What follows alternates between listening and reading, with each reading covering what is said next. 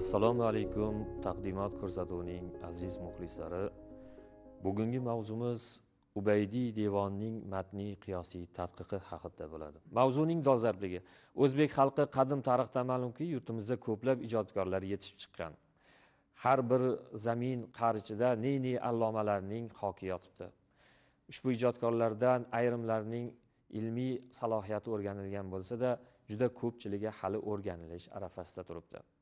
Shunday ijodkorlardan biri Ubaydullohxon hisoblanadi. Buxoro hokimi Mahmud Sultonning o'g'li Ubaydullohxon 1487-yilda Xorazmning Vazir shahri yaqinidagi Yamani Tirsak mavzesida tug'iladi. Naqshbandiya tariqatining shayxlariga e'tiqodi baland bo'lgan Mahmud Sulton o'z o'g'liga ism qo'yish uchun o'sha davrning buyuk allomasi, tasavvuf olimi, Naqshbandiya tariqatining yetuk allomalaridan biri Hoja Ubaydulloh Ahror vali huzuriga odam jo'natadi va undan iltimos qiladiki, o'g'liga ism qo'yib berishligini.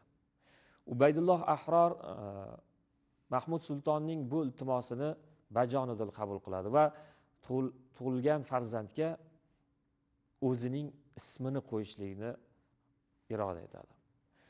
Bu haqda Mavrunnahirning o'sha davrdagi mashhur muarrixlardan biri bo'lmish Hofiz Tanish Buxoriy o'zining Abdullanoma asarida quyidagicha ta'riflaydi.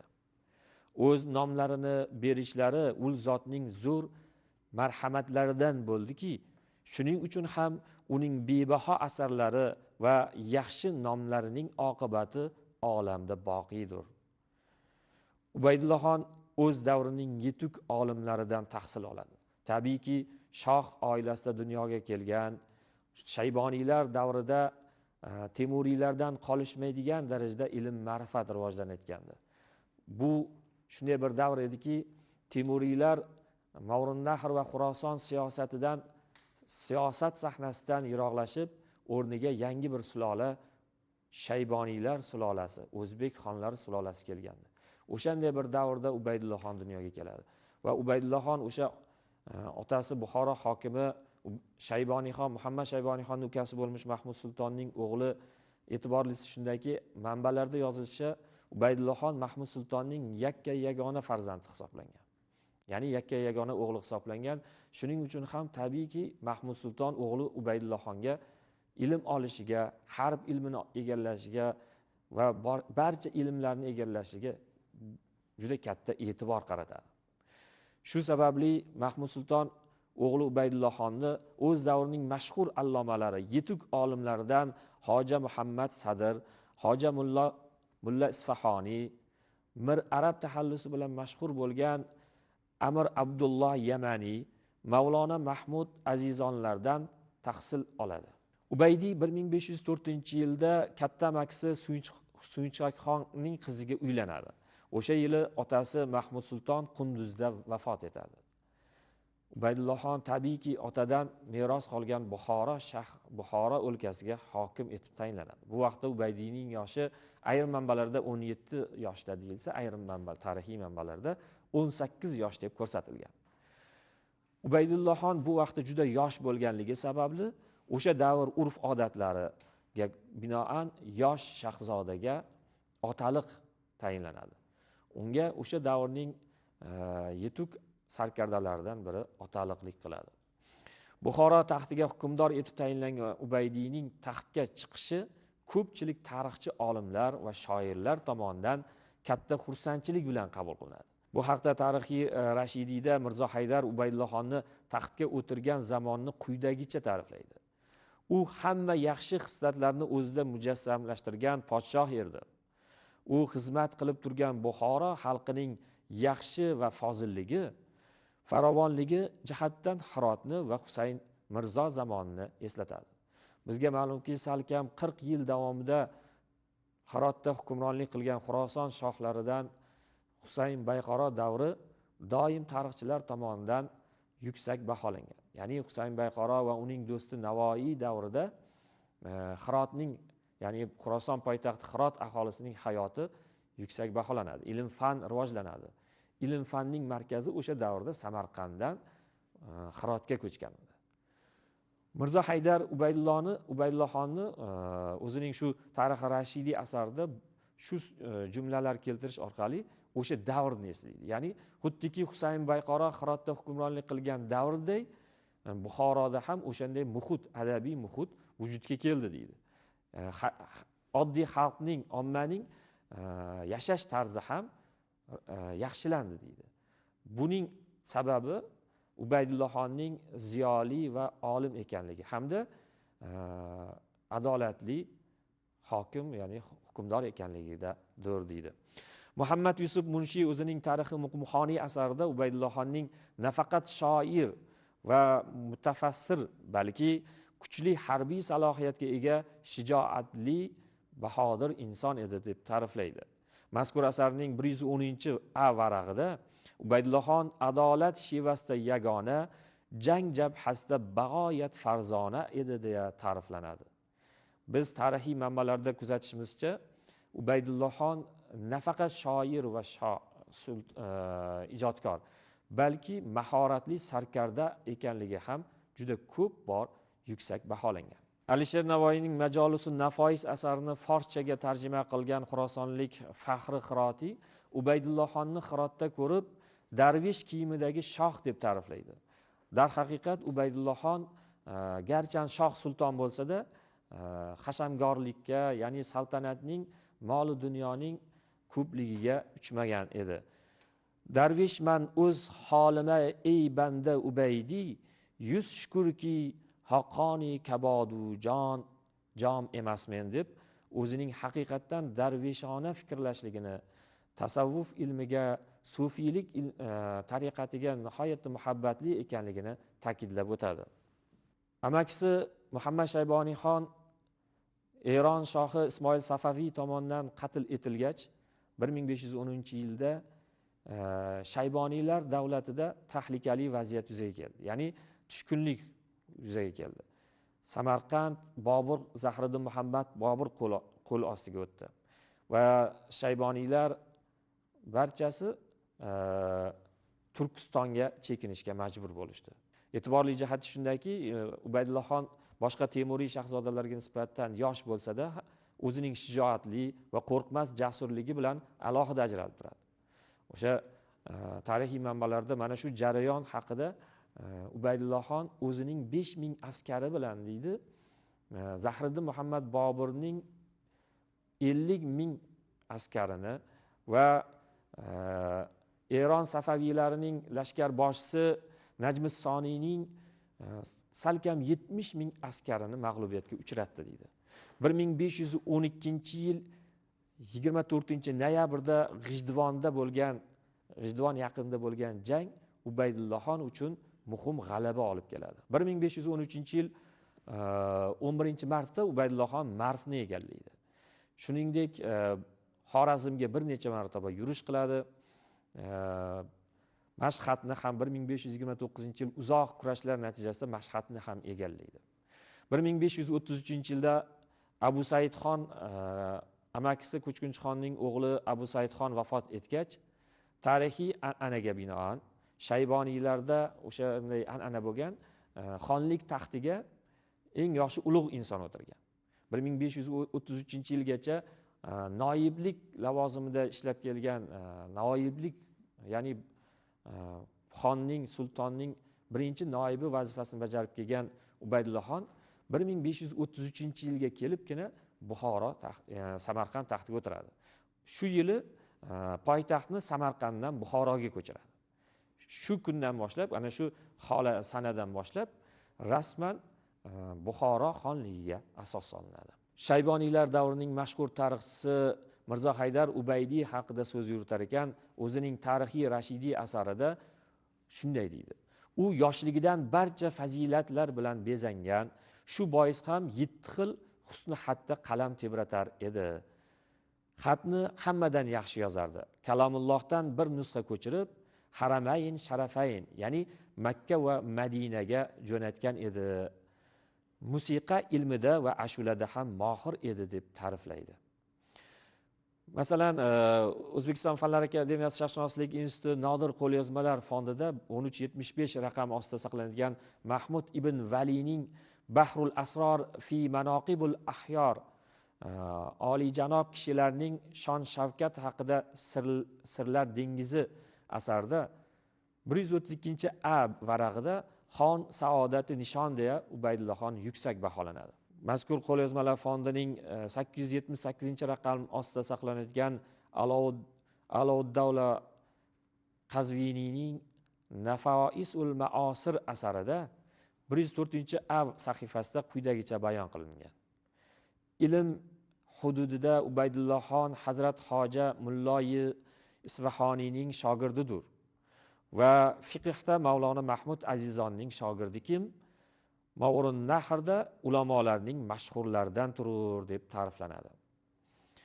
Hasan Hoja Nisoriy o'zining Muzakkir va Ahbob asarida ham Ubaydullaxon Qur'on ilmida kuchli bilim sohibi ekanligini va tajvid kitobini yozganligini ta'kidlaydi. Ubaydullaxon Bobur bilan bir davrda yashab o'tgan. Uning ruboiynavislikda Boburdan keyin eng yirik ruboiynavis sifatida ta'riflanadi. U o'z zamonasining nihoyatda g'ayratli, shijoatli va jasur hukmdorlaridan, shoh va shoirlardan edi. Ubaydullaxon ham xuddi Bobur kabi ham shoh, ham shoir edi. U Ubaydi, Qul Ubaydi, Ubaydulloh taxalluslari bilan she'r bitgan. U 3 tilda, forscha, arabcha va turkiy tilda ijod qilgan. U o'zining arab tilidagi she'rlarida Hasson ibn Sobitga, turkiy va farsiy tildagi she'rlarda Sherozi, Mavlono Lutfi va Hazrat Navoiyning ijodiga ergashadi. Shuningdek, Ubaydi Hoja Ahmad Yassaviyning hikmatnavisligiga bolaligidan, yoshligidan muxlis bo'ladi va aytish joizki, Ubaydi Yassaviydan keyin hikmatnavislikda eng ko'p qalam tebratgan ijodkorlardan biri hisoblanadi. Ubaydiyning hayoti va adabiy merosi uning devonining matniy qiyosiy jihatdan keng tatbiq etish va tashviq etishda loyiq bo'lsa-da, hanuzgacha bu ish to'liq o'rganilmagan. Biz mazkur ishimiz asnosida shu masalani yoritishga harakat qildik. Tadqiqotning vazifalari Ubaydiy hayoti va ijodi to'g'risidagi manbalarni to'plab, uning barcha devonlarining qo'lyozma nusxalarini to'plab, matniy qiyosiy tadqiq olib borishdan iborat. Tadqiqotning obyekti sifatida O'zbekiston Fanlar akademiyasi Abu Rayhon Beruniy nomidagi Sharqshunoslik instituti qo'lyozmalar fondida 8931 raqami ostida saqlanayotgan Ubaydiyning kulliyoti, 7907 raqami ostida Britaniya muzeyida saqlanadigan devoni, Turkiyaning Nur Usmoniy kutubxonasida 4904 raqami ostida saqlanayotgan devoni, Istanbul universiteti kutubxonasida 1988 raqami ostida saqlanadigan devonlari tadqiqotning obyekti sifatida qabul qilindi. Tadqiqotning predmeti esa Ubaydiy devonida ifodasini topgan badiiy talqin va devon qo'lyozma nusxalarining qiyosiy tekstologik tadqiqini tashkil etadi. Tadqiqotning materiallari va manbalari. Ubaydiyning yuqorida qayd etilgan qo'lyozma devonlari Turkiya va O'zbekiston qo'lyozmalar fondlarida saqlanadi. Biz asosan o'shalardan foydalandik. Shuningdek, Britaniya muzeyida saqlanadigan qo'lyozmadan ham foydalandik. Tadqiqotning nazariy usuliy asoslari. O'zbek mumtoz adabiyot tarixi va poetikasi bo'yicha amalga oshirilgan tadqiqotlarning eng yaxshi yutuqlari, jumladan Izzat Sulton, Abduqodir Hayitmetov, Abdug'afurov va Najmiddin Komilov, Homidjon Homidiy, Orzubekov, Ibrohim Haqqulov, filologiya fanlari nomzodlari Isoqov, Jumayev, Sayfiddin Rafidinov, Mirzahmedov va Nodirxon Hasanov kabi olimlarning ilmiy asarlari tadqiqotimizning nazariy usuliy asosini tashkil qiladi. Muammoning o'rganilganlik darajasi. Ubaydiyning hayoti va ijodini o'rganish uning hayotlik davridan boshlangan. Mirzo Haydarning Tarixi Rashidiy, Mahmud ibn Valining Bahrul Asror, Said Roqimiyning Tarixi Roqimiy, Kamoliddin Binoiyning Shayboniynoma, Nafoisul Maosir, Hasan Hoja Nisoriyning Muzakkirul Ahbob, Hofiz Tanish Buxoriyning Sharafnoma-i Shohiy kabi asarlarida Ubaydiyning hayoti va ijodi haqida bizga qimmatli ma'lumotlar berib o'tiladi.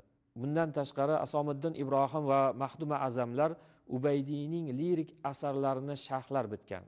ya'ni Ubaydiyning lirik asarlariga sharhlar bitgan. Ubaydiy hayoti va ijodini o'rganish o'tgan asrning 20-yillarida Abdurauf Fitrat tomonidan boshlangan dastavval, keyin Olim Sharafiddinov, Ibrohimov domlalar ham bu haqda qisqa ma'lumotlar berib o'tadi. O'sha davrning siyosiy muhitlari sababli Olim Sharafiddinov va Ibrohimov domlalar Ubaydiy haqida saroy shoiri, ikkinchi darajali shoir sifatida ta'riflab o'tadi. Xorijda ham Ubaydiy hayoti va ijodiga qiziqish nihoyatda yuksak bo'lgan. Biz izlanishlarimiz natijasida shunga amin bo'ldikki, bizdagi Ubaydiy hayoti va ijodiga qiziqishdan ko'ra xorijda, ya'ni Turkiyada va Majoristonda Ubaydiy va uning hayot va ijodi haqida qiziqarli manbalar yig'ilgan.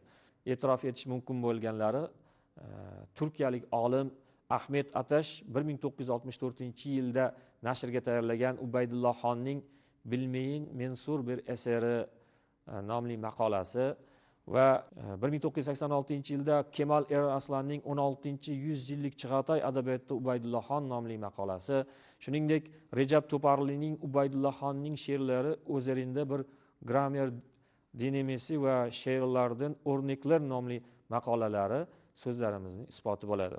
2003-yilda Tolib Yildirim Ubaydullohxonning Risolati fi haqqi meselil vuuz, 2006-yilda esa Ubaydullohxonning ikki eseri Salavatnoma, Mesneviy va G'ayratnoma asarlarini nashrga tayyorlaydi. 2007-yilda Zuhal O'lmes Chig'atoy edebiyoti va Chig'atoy edebiyoti o'zining aralashmalari nomli maqolasida Ubaydullohxon hayoti va ijodi, uning asarlari, qo'lyozma asarlari haqida ma'lumot berib o'tadi. 2012-yilda Ali Fuat Bulkan Mustafa va Tuba Ishinsu Durmush sultonlarning shoirlari va shoirlarning sultoni nomli maqolasida Ubaydullohxon hayoti va ijodiga chizgilar berib o'tishadi.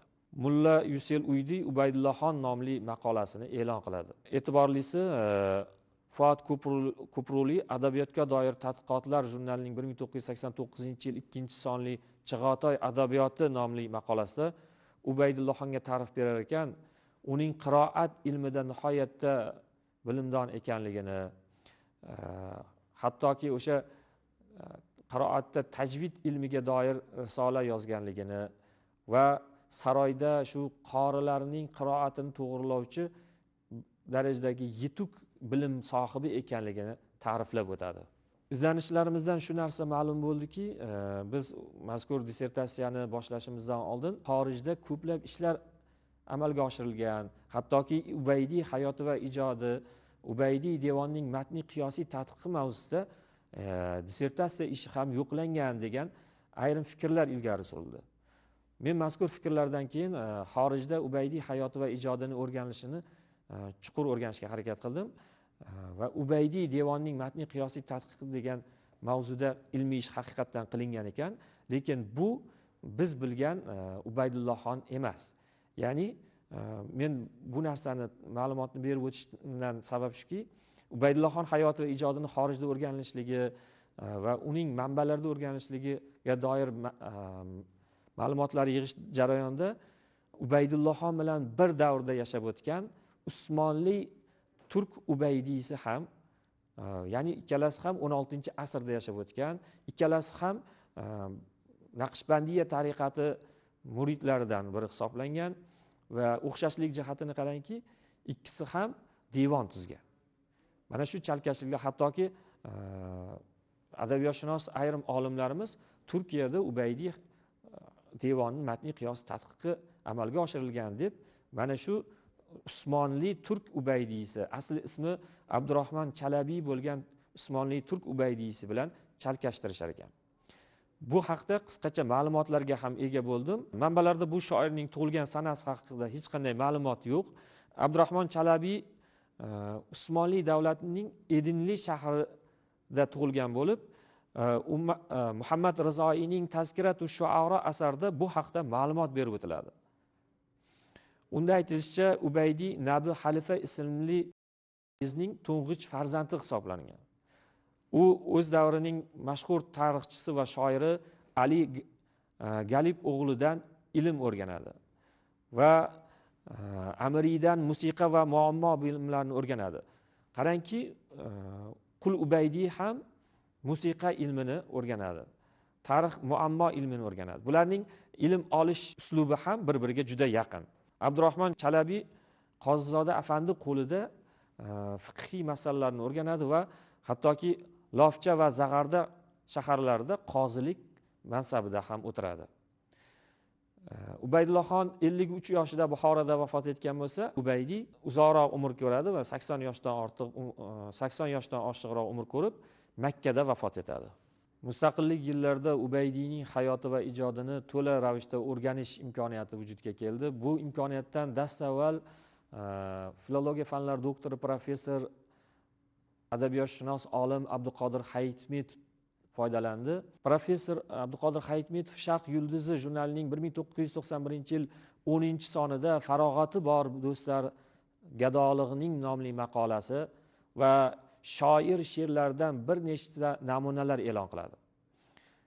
Bu o'sha davr uchun buyuk ishlardan biri hisoblanadi. Biroz vaqt o'tgach, domla Ubaydiyning 6 g'azal, 4 ruboiy, 2 qit'a, 4 tuyuq, masnaviy va hikmatlardan iborat Vafo qilsang nomli she'riy to'plamni maxsus so'z boshi bilan e'lon qiladi. 2000-yilda adabiyotshunos olim Muhammadxon Abdullayev Ubaydiy hayoti va adabiy faoliyati mavzusida nomzodlik dissertatsiyasini yoqlaydi. 2007-yilda filologiya fanlari nomzodi Ergash Ochilov Sharq mumtoz she'riyati durdonasi bo'lmish Ubaydiy ruboiylarini Diydor orzusi nomli nomi ostida nashrga tayyorlaydi. Mazkur kitob Ubaydiyning fors va o'zbek tilidagi ruboiylardan tashkil topgan bo'lib, unda Ubaydiyning 400 dan ortiq turkiy tildagi va 400 dan ortiq farsiy tildagi ruboiylari mujassam bo'lgan. Bundan tashqari mustaqillikdan oldin ham Ubaydiy hayotiga alohida e'tibor berilgan. Qo'qon adabiy muhitining yirik namoyandalaridan biri Po'latjon domla Qayumiyning Tazkiratu Qayumiy, Xomidjon domla Xomidiyning Ko'hna Sharq darg'alari, Valixo'jayev va Tohirovlarning o'zbek adabiyoti tarixi kitoblarida ham Ubaydiy hayoti va ijodi haqida bir muncha ma'lumotlar berib o'tiladi. Xulosa o'rnida aytish mumkinki, Sharq adabiyoti jahon adabiyotining ajralmas bir muhim bo'g'ini hisoblanadi.